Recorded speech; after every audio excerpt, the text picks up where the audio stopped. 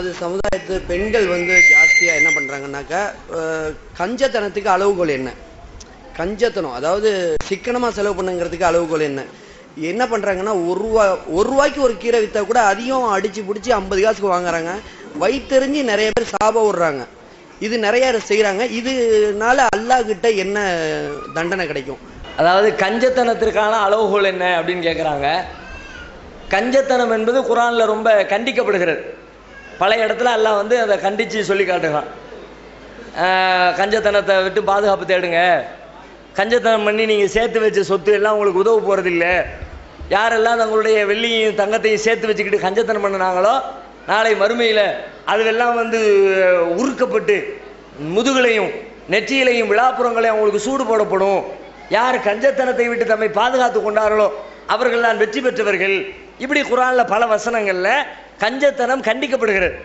இப்போ அவங்களுடைய கேள்வி என்னன்னா, ஒரு வியாபார இடத்துல போய் ஒரு சாமானை வாங்குறதா இருந்தால் அப்படி அளவுக்கு அதிகமாக கசடுறாங்க.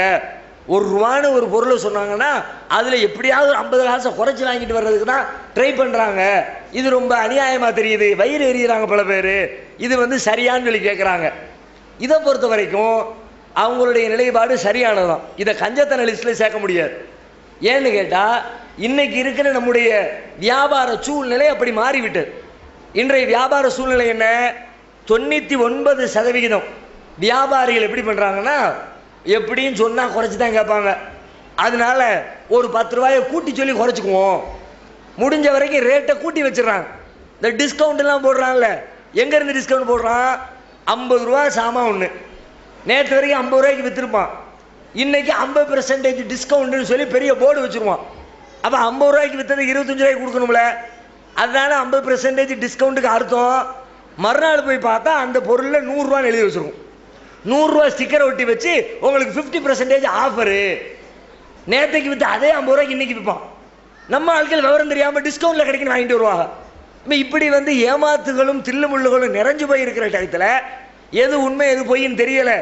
இந்த பொருளுக்கு இவ்வளவு ரூபா கொடுக்கலாமா, இந்த ரூபா தகுமா அப்படின்னு நமக்கே சில பொருளை தீர்மானிக்க முடியாது. புதுசாக ஒரு பொருள் போய் வாங்குவோம், இது 10 ரூபா பொருளா, டூப்ளிகேட்டா, ஒரிஜினலா, 10 ரூபா கேட்குறானே கொடுக்கலாமா அல்லது 8 ரூபா தான் பெறுமா அப்படின்னு நம்ம தீர்மானிக்க முடியலன்னு வச்சுக்குவோம். அப்போ கேட்டு பார்க்கறது, 10 ரூபா கூட 8 ரூபாய்க்கு கொடுப்பா. அவர் என்ன பண்ணணும்? உண்மையில வியாபாரியாக இருந்தாருன்னா அவருக்கு அடக்க வேலை தெரியும்.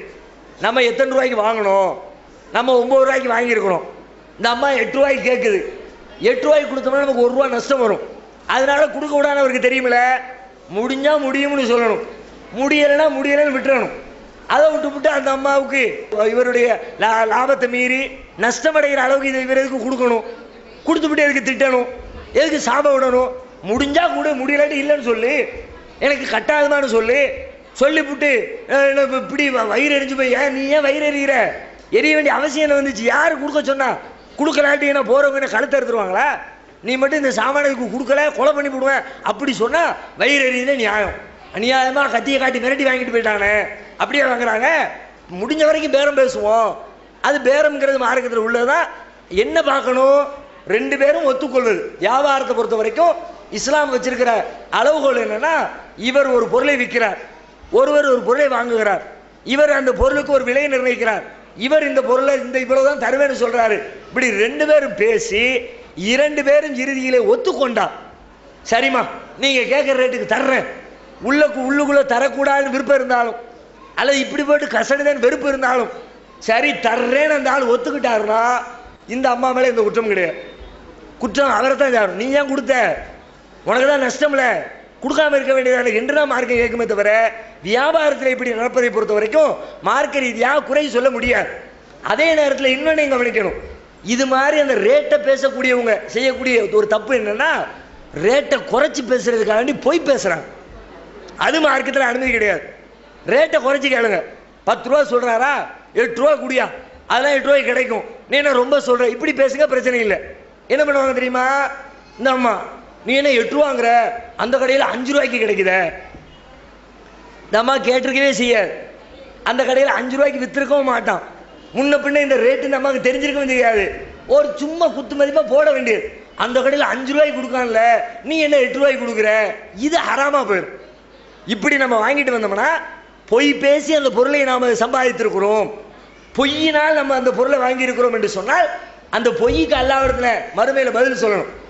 அவரும் நம்பி கொடுத்துட்டாருன்னு வச்சுக்கோ, விவரம் தெரியாம நம்ம தான் ரேட்டை கூட விற்கிற போல இருக்குது, விவரம் தெரியாம நம்ம 8 ரூபா வாங்குறோம், அக்கம் பக்கத்தில் 5 ரூபா விற்கிறானுலாம், 8 ரூபா வச்சா சாமா விற்காட்டு என்ன ஆகுறது, தக்காளியை வச்சிருக்கிறோம் சாயங்காலம் வரைக்கும் இருந்து அழிவு போச்சுன்னா என்ன பண்றது, சரி வேற வழி இல்லை நஷ்டமானாலும் பரவாயில்லை அப்படி தூக்கி கொடுப்பாரு, அப்படி வாங்கிட்டு வந்தீங்கன்னா அப்போ உங்க மேல பாவம்.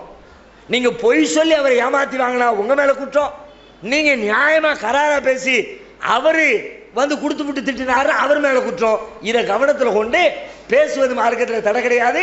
இதை கஞ்சத்தனம் என்று சொல்லக்கூடாது. இது விழிப்புணர்ச்சி என்ற அடிப்படையில் தான் பார்க்கணும். கஞ்சத்தனம் என்பது எது என்று சொன்னால், ஒரு காரியத்திற்கு தேவைப்பட 1 ரூபா தேவைப்படுது, அதுக்கு 1 ரூபா ஒதுக்க மாட்டேன் அப்படின்னு தேவைப்படக்கூடிய காரியத்துக்கு செலவழிக்காம இருக்கிறாங்களே, அவசியமான காரியத்திற்கும் செலவு பண்றதுக்கு காசு அவுக்க மாட்டேங்கிறாங்களே, அதுதான் கஞ்சத்தனம். இதை கஞ்சத்தனத்தில் சேர்க்க முடியாது.